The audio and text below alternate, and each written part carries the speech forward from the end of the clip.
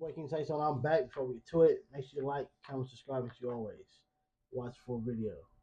A Vegas man is found at a local apartment complex shot to death. Now a trio are locked up accused of his murder. Bruh, that's how you know makeup is makeup is crazy, bruh. Because they don't look like the girls on the thumbnail at all. That's crazy, big bruh. They must have had a long night before they took the mugs. After authorities say the group lured the man for sex with the intent to rob him, and during the scheme, he was shot in the head.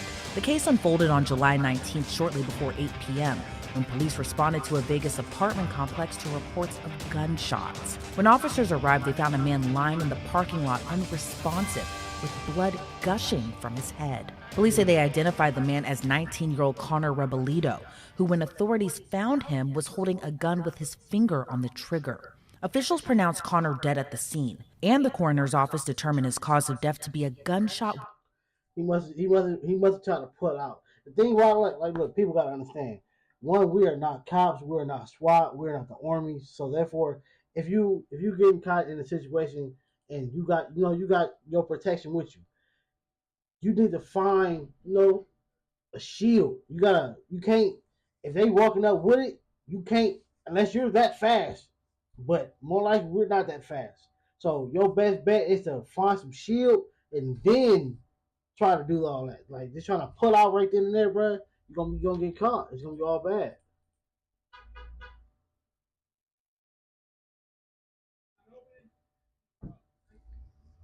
To the head. During the investigation, a resident in the apartment complex told police she was in her apartment in front of an open window when she saw Connor walking with a woman, when suddenly 3 men ran up and jumped the 19-year-old. The witness recounted all 3 of the men beat Connor, and one of the men had a gun and used it to pistol whip him several times. The witness said the woman stood nearby and did nothing to defuse the situation and ran away once bullets flew. According to police, during the fight, the man who pistol whipped Connor shot him 2 to 3 times. After the shooting, the 3 men ran off in different directions, with one of the men running to the woman who was with Connor. After police were alerted to the suspect's description, a plainclothes Las Vegas Metro PD detective in an unmarked police car went to the apartment complex when she noticed that behind her was a car following the same path through the complex. Police say as the detective continued to drive, she noticed a woman and 2 men who matched some of the physical and clothing descriptions of the suspects walk into the parking lot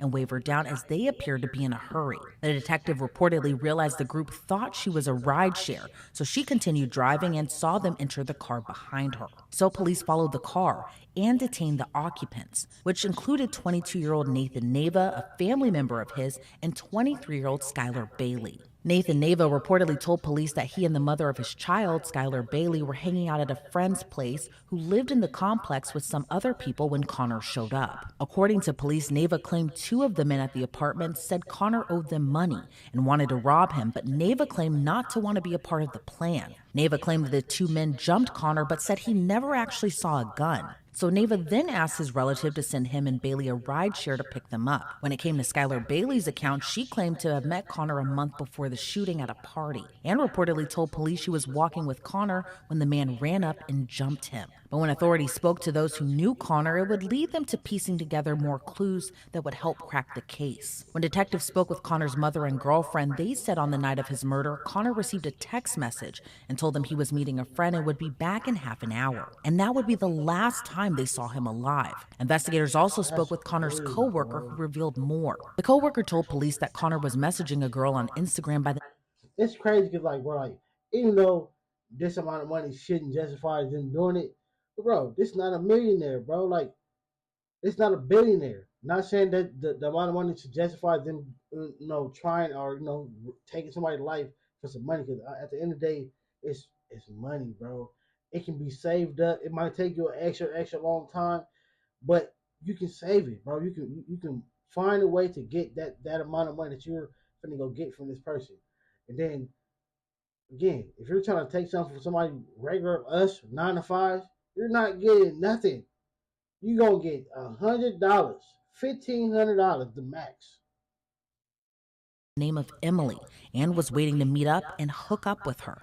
According to the coworker, Connor and Emily were supposed to meet on July 16th, but Emily canceled. Then they were supposed to meet on July 18th, the day before Connor's murder, but Emily canceled after claiming to have gotten a flat tire. But the two would ultimately reschedule for July 19th, the day of Connor's murder. When police searched through Connor's, Nathan Neva's, and Skylar Bailey's phones, they found messages between Bailey and the Emily who Connor was messaging. Authorities confirmed Emily was 20-year-old Emily Rideout, who authorities discovered was Skylar Bailey's sister. When investigators looked through the messages between the sisters, police said it was apparent that Neva and Bailey were going through severe financial difficulties and had been evicted from their home with their children. On July 2nd, Bailey and Rideout texted each other about Connor's Instagram, with Rideout saying, "Okay, already done. Like I unfollowed you and removed you." And Bailey responded, "He got me blocked," and sent a screenshot of Connor's Instagram. On the same day, Rideout sent a screenshot of her conversation with Connor saying, "Only for y'all." And Bailey responded, "We win, you win."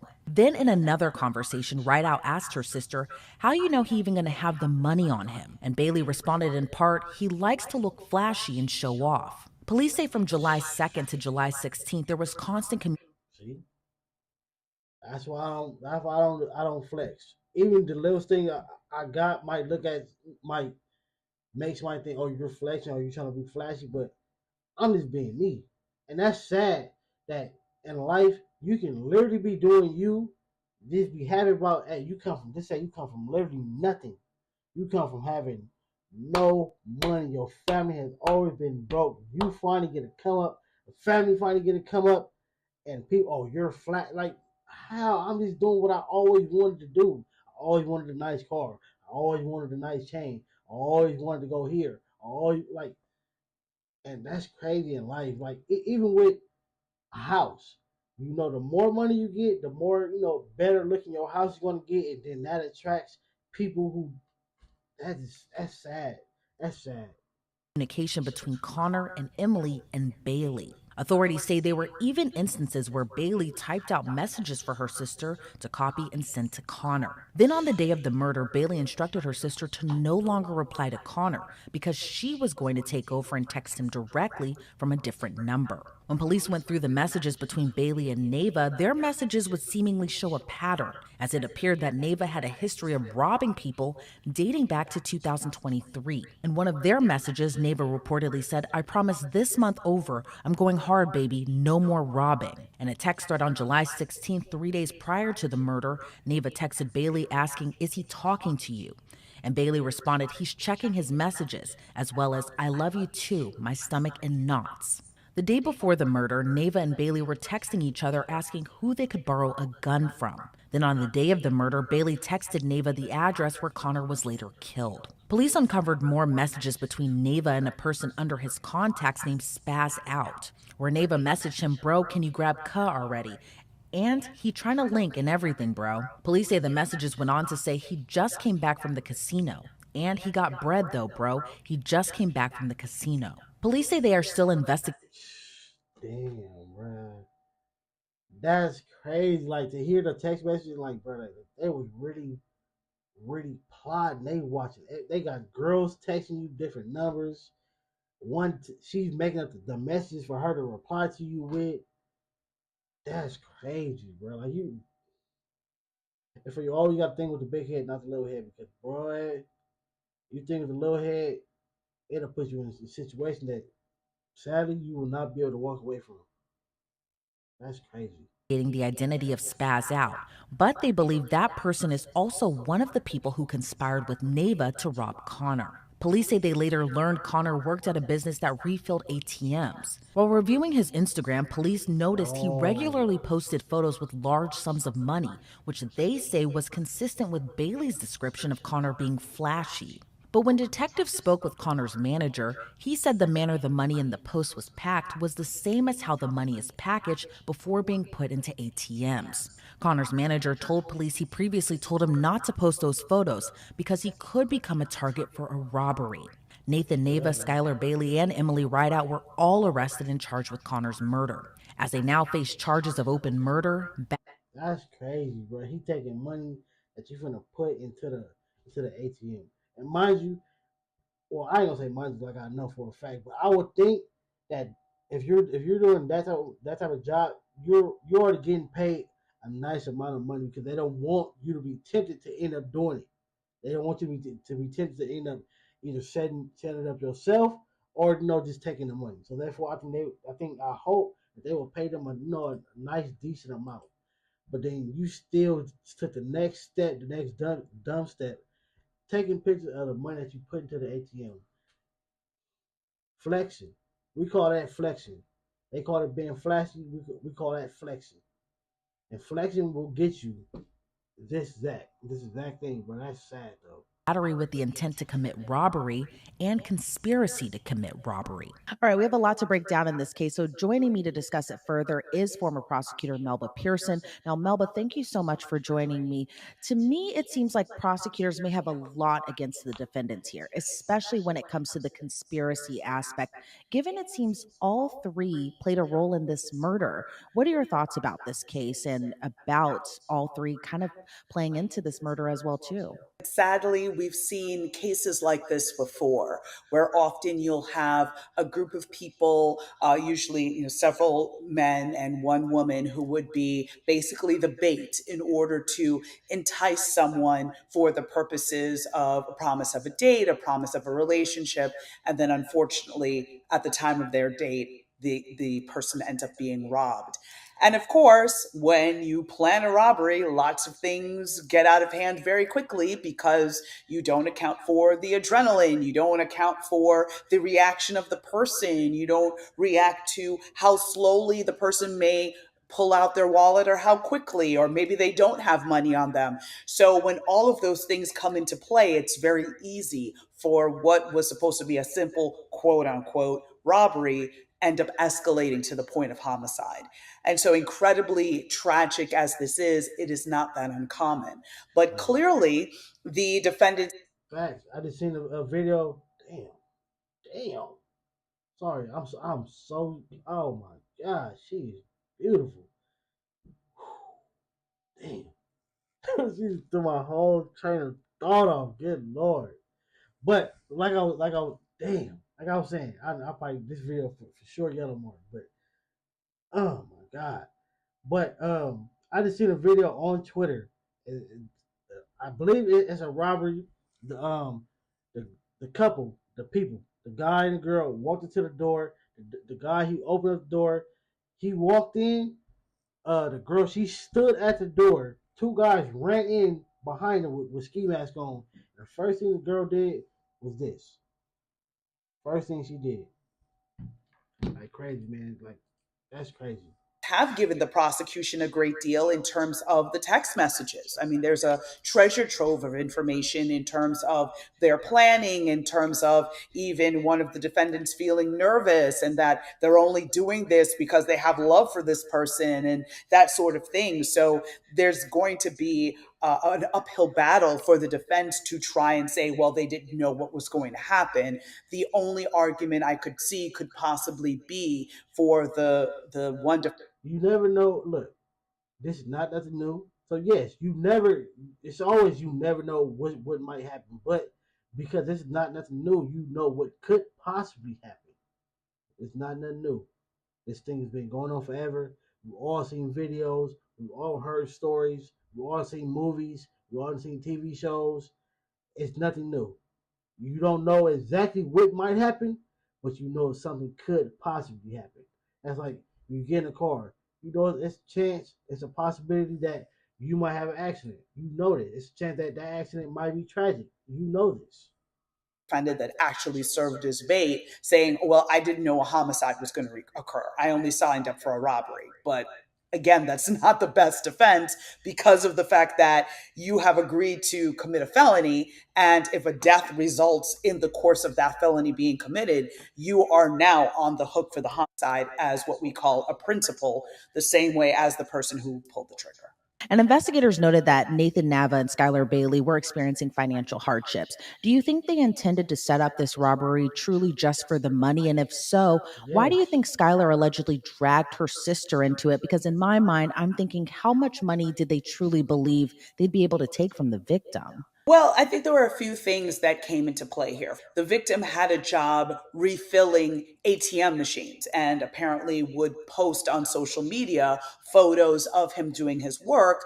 He, at the time, had said it was more so to show how the money was packaged and sort of the day to day in the job.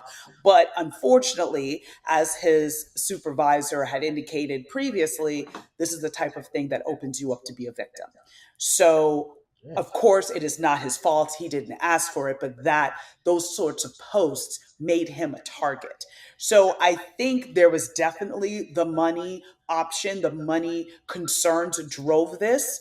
I think she probably brought her sister in because of the fact that, whatever relationship she had with the other defendant, she may have thought her sister would have been more appropriate to be that bait, so to speak, in order to yeah, entice the victim to yeah. his robbery and eventual. Yeah, he thought he was talking to the sister, and then that's why the big sister took over at a certain point.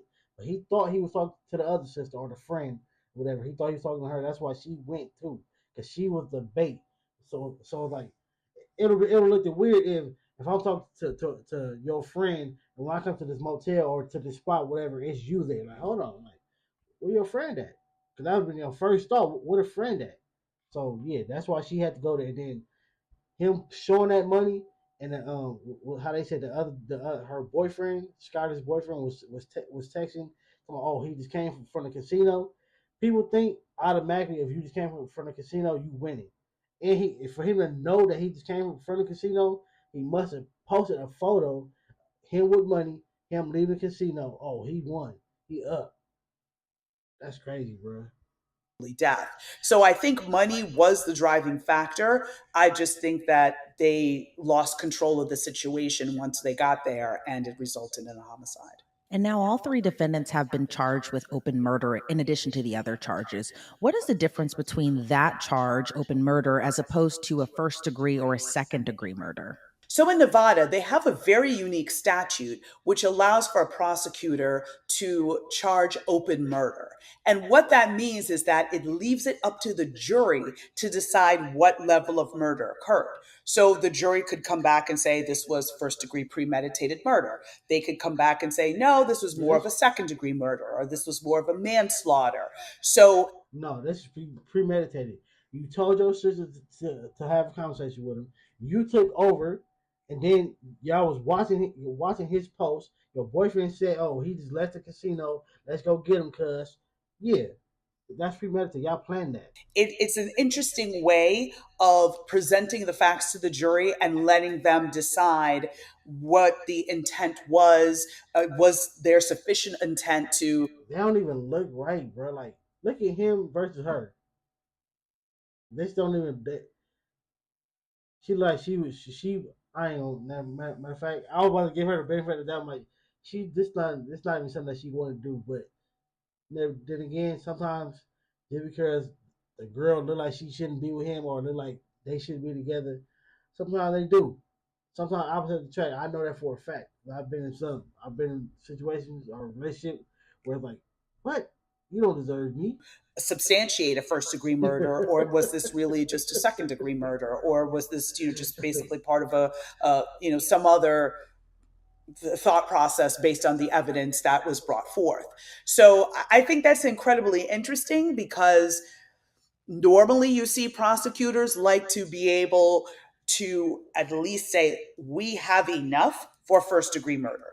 And then what normally you would see That's over, happen bro. is that they would have what they would call a lesser included offenses. So that gives the jury the opportunity to say, well, you charge this as a first degree murder, but we don't know that you've met that burden, but you've given us the lesser included offenses of second degree murder and manslaughter. So it's, I guess, accomplishing the same thing, but just in a different way. Basically, the prosecutor is saying up front, pick which one, as opposed to the prosecutor coming in and saying, I think it's this, but giving the jury the option to downgrade if they think it's appropriate based on the evidence. And given the facts of the case that we know right now, do you think it's possible that maybe one defendant if the case goes to trial, if a jury convicts the defendants in this case, do you think it's possible that jurors could convict maybe one defendant on first degree, another defendant on second degree, and potentially the other one on manslaughter? Do you think that's possible in this case? Yeah, I think it's possible, but I don't think it's likely because of the fact that they all seem to be so deeply intertwined in the planning based on the text messages, and that they all sort of came to the table with a common understanding of what was going to happen that night. While nobody may have necessarily planned for murder, at the same token, they planned to get a firearm, and all parties knew that a gun was involved. So it is a very logical. And then that right there makes it for sure premeditated because why did you know that, or why did you feel that you need a toolie with you? You was planning that in just in case he had one or things would have went left, you had protection and you was gonna do what you needed to do to walk away with that money. See, go get a job, man. Go get a. Hey, mind you, we live in a day where y'all see the last video that we reacted to if it went through. Y'all see that video. We live in a time where women can do what they want to do. Women can do what they want to do. Therefore, not saying that she should have went on there and done full blown adult content, but you are a decent looking female. You could have went on there and posted some cute pictures. You could have went on Feet Finder and posted your toes. Like you could have, y'all could have did a YouTube thing and did try on hauls. Bam, for girls that go up again for the from the they mug shot to the cover photo. I mean to the thumbnail. You tell that's makeup. Y'all could have done uh get ready with me videos on TikTok, on YouTube, on every social thing, and went up.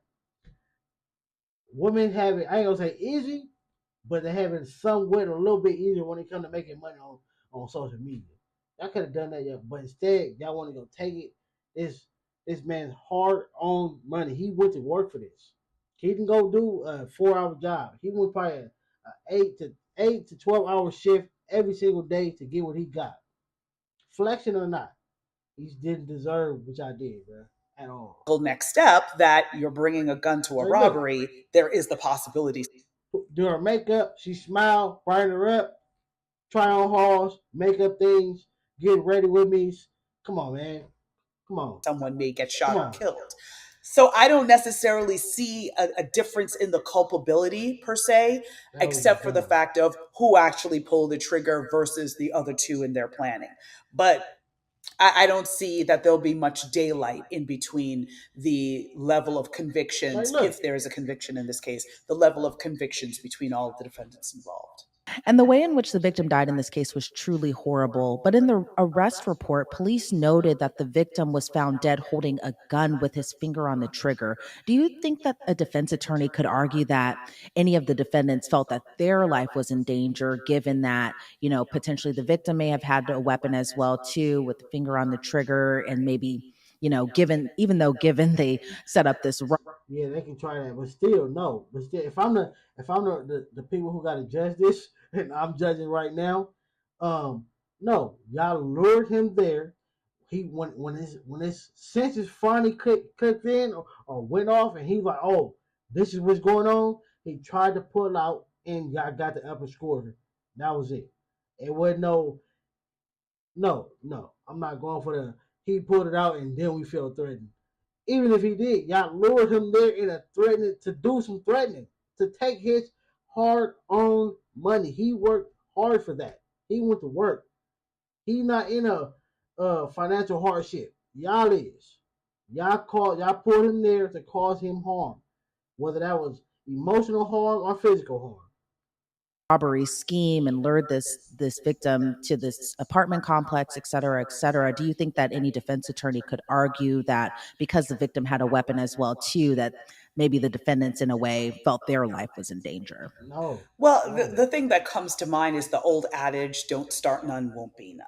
And so to translate that into legalese, you can't claim stand your ground or self defense protections if you were the instigator of the situation. So if you started the fight or if you started in some sort of criminal conduct and now you're confronted with deadly force, you can't say, well, I had to shoot my victim because they weren't complying with my illegal requests, right? Come on, So I don't see a come on, scenario man. where the defense can make an issue out of that. They will try, but I don't see an avenue where they can do so successfully based on the fact that the victim was protecting themselves against the wrongful actions of the defendant. And it just, unfortunately, in this scenario, the victim was not able to effectively protect themselves. And it seems as though there were a lot of different hands beyond the three that were arrested and charged so far. But do you expect more arrests to come in this case? And if so, do you expect them to be charged with open murder as well, even if they weren't physically there, but just communicating with the defendants through texting? I think it's possible that more arrests can result, but I don't necessarily see anyone else being charged with open murder. Because, for instance, I'm thinking of the person that provided the gun for this to all happen. Did they know what they were providing the gun for?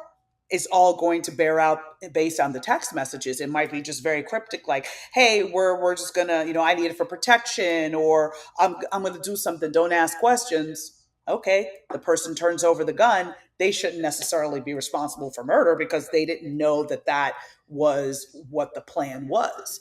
And so they may be charged with some other firearms offenses, but I don't know that they'd necessarily be charged with murder. Now, if there's other people that played a more active role in the planning or maybe try to help them in the aftermath, maybe dispose of evidence or something along those lines, again, I could see more charges resulting from that. But again, how much did they know and when did they know it are going to be the key questions in determining what level of charge is going to be filed. And Melba, do you expect this case to even go to trial? And if so, do you think that it's possible? We have three defendants here who could be co defendants all in this case together, but do you see any of them maybe flipping on one another, especially given the two of them are half sisters? I definitely see this case, or at least several of the defendants, pleading out. Yeah. I don't see a scenario where all three are going to want to go to trial on this. Now, do I see sister turning against sister? It's possible. When it comes to rushing to the courthouse steps, the adage of blood being thicker than water kind of goes out the window with that. However, I could see that both of the sisters maybe turning on the boyfriend, on the male defendant, on the shooter in this case, because He forced again, us to they do it. He can sort made of us. pin He him dragged us. as the mastermind and say, well, we just had to agree, or we felt that, it was just easier to go along with it, whatever the case may be. But I could see a scenario where they end up testifying against him. I ain't gonna lie. If that's my girlfriend and knowing I'm the one that pulled the trigger, knowing they got all the evidence, I probably would have said that anyway. I'm like, hey, I forced them to do it. Like they didn't have to, like I made them do. I told both of them if they didn't come do whatever I said, I was gonna take both they hit. I would have said that. But but again, that's just me being a man. And most people ain't men, so therefore he probably not gonna do that. All right, Melba. Well, thank you so much for giving me your insight into this case. Before we sign you off, is there anything else you would like to add?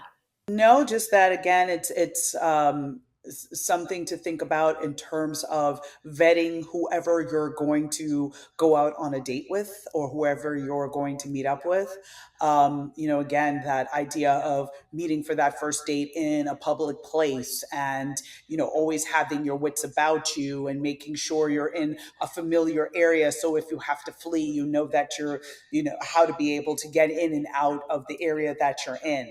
So again, it's just about having that common sense and safety when it comes to dating or interacting with. Facts. Fellas, always ask a lot of questions. Always ask questions. If she say you ask too many questions, she ain't the one that you need to be stepping out with. Ask a lot of questions. Make sure you're okay. And just because people be thinking just because, or you don't have street ties, if you know what I mean, That means you're just, you're openly okay, and that does not mean that. Anything can happen to anybody at any time, at any place, so therefore, be careful. Ask questions. And when you go to a place, public or not, make sure your car is not facing in. Make sure you back into that parking spot. So therefore, if you need to get up out of there, you can get up out of there. Make sure make sure you keep your keys in your hands. Make sure. Do not put them deep in your pocket if you know you got some deep pockets or some tight pants, and you're gonna struggle to get your keys out. Do not do that. Make sure you can grab your keys if need be. And and and when it comes to anything, to the material stuff, let them have it. If you want to take it, here. I don't care what it is, here. Even if your car and you gotta walk, you gotta Uber, let them have the car. One thing do not let them have is your life.